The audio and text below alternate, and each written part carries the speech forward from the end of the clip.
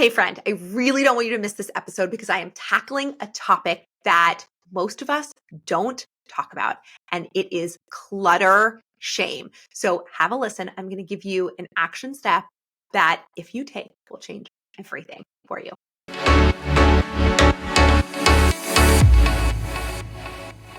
We have covered a lot of ground in this podcast, but today we are going to be talking about something that can be a little bit shameful.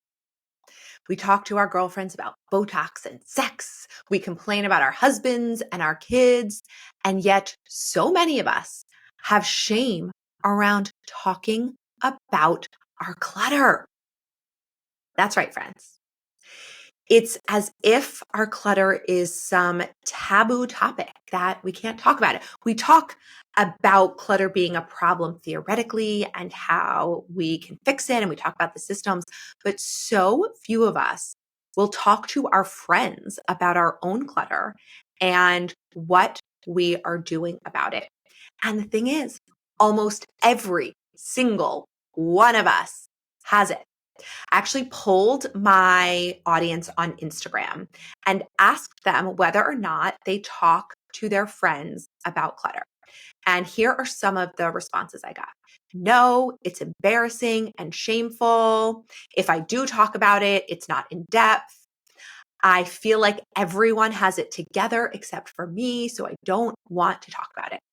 So let's chat about why it is so hard to talk about our clutter and what we can do about it. Now, for context, I deeply get this. I used to always think that having clutter was embarrassing, something to be ashamed of.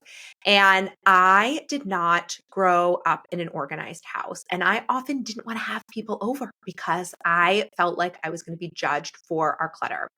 And I know many women who grew up in homes that were always cluttered and didn't want to have friends over, or if they did, felt like it was such a big deal, or their parents felt like it was a big deal, and then they had to hide things and find places to throw things out of sight so that their guests wouldn't see it. And this led their kids to believe that clutter is shameful and should be hidden. So some of us already thought that ourselves, and some of us had this modeled for us that our clutter is something to be ashamed of rather than something that we all experience and something that we can do about it. So I believe that, and in my own experience, I've seen that this has been an issue for a long time because I was a kid a long time ago. But I do think that with Pinterest and Instagram, the pressure to have a perfect home has only amplified. It is thrown in our faces all the time about how we can have a perfect home and what it can look like. And in my own account, I do share my organized home. I do it so that I can model that there is another way, not in any way to shame people into saying you're doing it wrong. Look how great it is to be organized. I mean, it is so great to be organized, but not so that you can talk about how organized you are, but because of all the benefits that come out of it. You know, this podcast is called Get Organized for Good. And it's the double meaning of for good, meaning do it once the right way and do it forever. But it's also the meaning of all of the good that will come into your life. So why is clutter so embarrassing? Well, I think for a lot of us, it feels like it is a physical, a visual representation of ourselves, of what is going on in our lives and in our minds. And that if our homes are cluttered, it must somehow mean that we're lazy or that we're not a good wife or that we're not a good mom. And we feel this way because often our clutter is a representation of our overwhelm and not feeling our best, right? Like we live in clutter because we are overwhelmed and because we don't know what to do about it. And we think then that by letting people see our clutter, that we are somehow letting them see how much of a mess we are. I always say you are too hot to live in a hot mess. And rather than try and get yourself to be hot, like fix all the problems in your brain and then fix your clutter. I think it's so much easier to fix our clutter problem. And then the byproduct of that is then feeling better in every area of our life. I just think it is the fast track to it. I've seen it happen hundreds and hundreds and hundreds of times. How long have you been doing self-development work, working on yourself, trying to change your habits, and nothing works? Well, if instead of focusing on yourself, you focus on the clutter problem, you can then so much more easily work on all of these other things. So it feels so shameful because we feel like it is a reflection of us being a lazy or a bad wife or bad mother. It's not that at all, but there is a reality to that. The clutter is a reflection of the stress and overwhelm we are feeling. How well we keep our homes does not define our status or as a wife or mother, but really think about all the depictions you've seen of people who are lazy. Their houses are messy, right? People who aren't engaged with their kids, their houses are messy, right? Like it is a message that is put out there. So the average home has over 300,000 items in it. Think about it. The average home, 300,000 items. A quarter of garages in the US are too full to fit a car in. 1/4 of garages, which are made to fit our cars, can't fit a car into them. So we all have too much stuff. You are not alone, but we just feel alone because nobody wants to talk about it. So let's keep talking about it. When our homes are organized, we are less stressed and less overwhelmed. So we do have the energy to show up as our best selves. And this is why decluttering is important, not because if our houses are cluttered, it means we're lazy. It's because when our houses get decluttered, then we have the opportunity to show up as the best version of ourselves. Now, we can't do it alone. That is why the professional organizing industry was created. I have a whole arm of my business where we go into people's homes and we help them declutter and organize. It is a huge piece of my business. I have my online organizing membership, the G&G Home Organizing membership, that almost 1,000 people have gone through to declutter and organize their homes. And when we work with our clients, obviously, we are so supportive and non-judgmental. And I think one of the huge reasons that women love being in the membership is because they develop friendships with other women in it where they can talk about their clutter without feeling ashamed. But we can't do it alone. It is very, very natural to feel like you need help or that you are stuck. Imagine how it would feel if we actually talked to our friends about this. Like, how much better would you feel about your clutter problem if you actually talk to your friends about, like, I've got this problem. My house is cluttered, and we don't say it flippantly and we don't joke about it, but it's like, I can't dig myself out of it. I've heard this saying said before, and I love it. We are as sick as our secrets. And when we get our secrets out in the open, we can start to heal. We are as sick as our secrets. The things that we keep inside so tightly that we don't talk about eat away at us because then we feel shame about it. And we turn this story into our head of it being so much worse than it actually is. But when we get it out, my name is Corinne and I have a clutter problem. It immediately takes the power away from the clutter and puts it back in your hands. And so much of this work that I do is about feeling empowered to make changes and to live the life you want.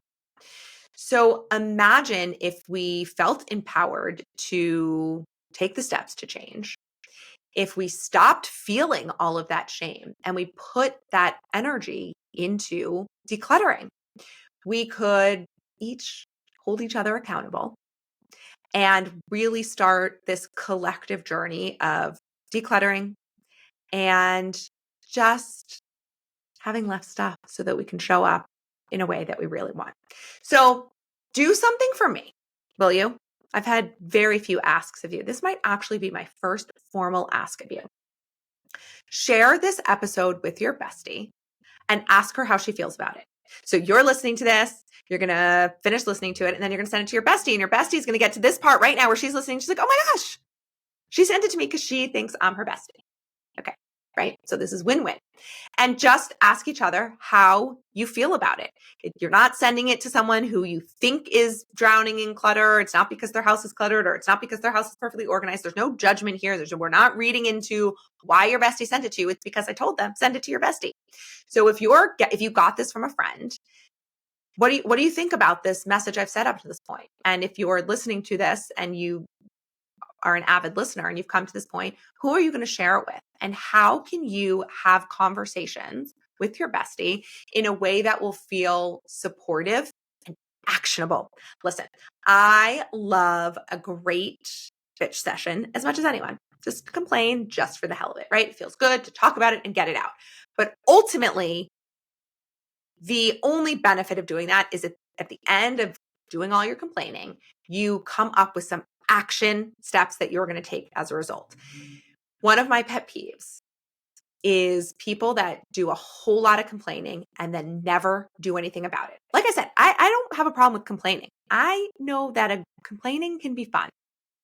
But if you do it for sport, and if you do it just because you're going to complain and never actually do anything about it, shut your mouth. You don't get to complain. That's how I feel about it, truly. Don't complain for the sake of complaining. Complain because it helps you process what you are going through and help get you to a solution so that you can change that thing. And then you can complain about something else that you'll then come up with a solution to and fix. Okay. So we're not doing this just for the sake of complaining about it, right? To get it out in the open. Although, fine, let's say first step is admitting we have a problem. Second step is discussing it. And then third step is taking some action steps.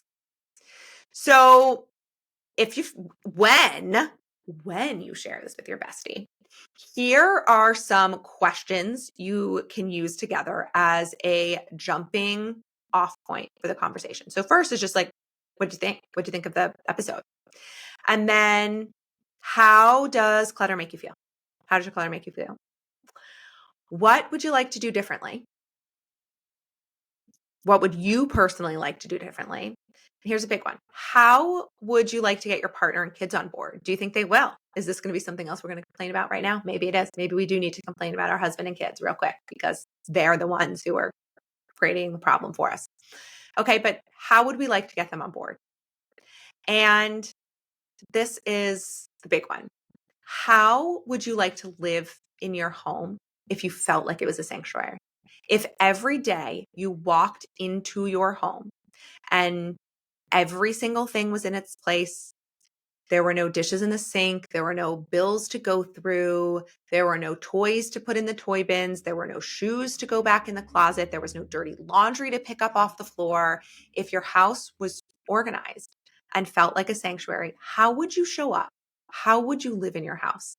When we can anchor into that why, it makes all of this feel so much easier and so much more important.